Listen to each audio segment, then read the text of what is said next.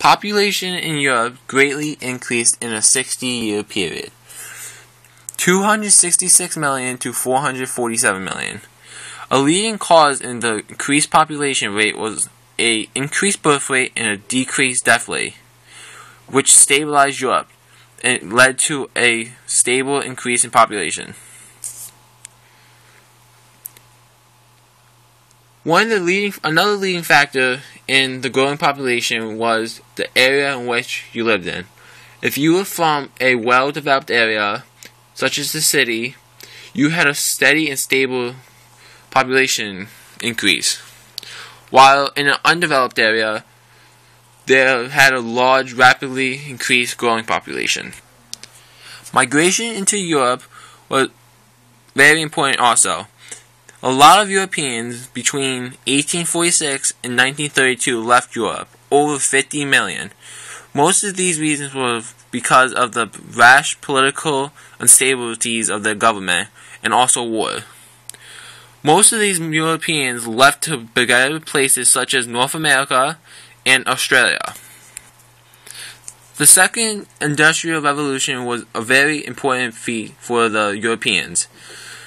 Henry Bessemer, who was an English engineer, perfected how to increase production of steel and how to make large quantities of it for cheaper. With Henry Bessemer process, Germany became one of the leading producers of steel leading up to World War I. Next is the Solvay process. The Solvay process was an alkali product that replaced the older Leblanc process.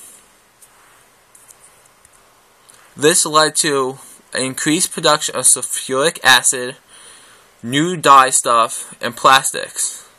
This was the first time plastic was discovered, which also led to the next invention by Gottlieb Daimler, the first automobile.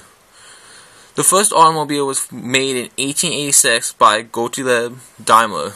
It had 4 wheels and it was able to run. What really made the automobile famous though was Henry Ford. Henry Ford was a master of mass production. With his assembly line, the automobile really took off. Another factor for the creation of the automobile was the diesel engine. The diesel engine was invented by Rudolf Diesel in 1893. All these objects coming together led to common world objects such as today. The automobile is the biggest example, such as the airplane. Another thing that was made during this time period was the light bulb. The light bulb was created by Thomas Alva Edison, also made in New Jersey. The light bulb was the first experience where electricity was used to harness the power of it, and as a result, light was formed. In North Carolina, 2 inventors, the Wright brothers, also figured out how to do aerodynamics to create the first airplane. The first airplane was a success after a few tries, but ultimately it led to air travel. Overall, the Second Industrial Revolution led to advancements in the fields of steel, chemical industry, and oil, which all resulted from the diesel engine, the light bulb, which is electric. One major cause of the Second Industrial Revolution was that it superpowered all the major European countries, and Germany became a leading industrial figure during this time period. During the Second Industrial Revolution, there were distinctions within the middle class. The upper middle class was made up of very few people, but some of their wealth rivaled that of the aristocracy. However, it was limited to the very elite of the middle class.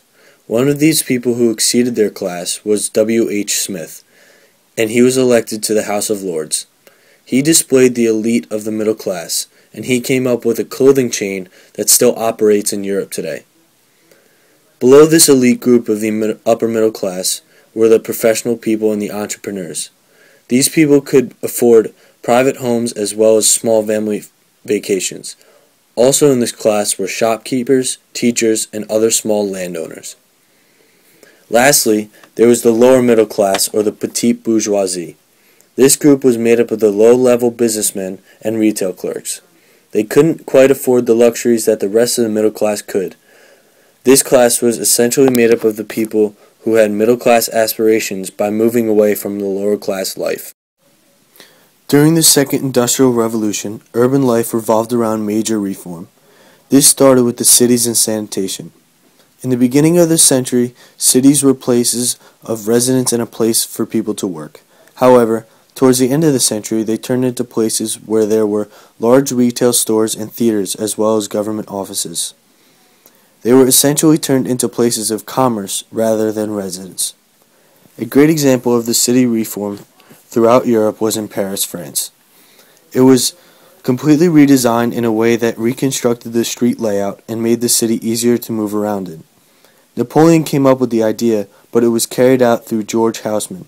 These changes essentially changed the entire complexion of Paris. Sanitation was another type of reform in this time period. Cholera was a major cause of this because the outbreak in the 1830s affected all classes, and this caused the middle class to demand a solution. New water and sewer systems also contributed largely to the sanitation reform. The government also started to get more involved in public health systems. Housing reform was brought on by the findings of the sanitation reform. The poor were living in terrible dwellings, and it shocked the rest of society. This seemed to be a major cause of the sanitation problems as well, and this made the middle class want to take action against the problem. It ended up being a political issue in the end, but it caused major changes in housing. The end results of the changes in housing made cities a better place to live. They were no longer places filled with dirty tenements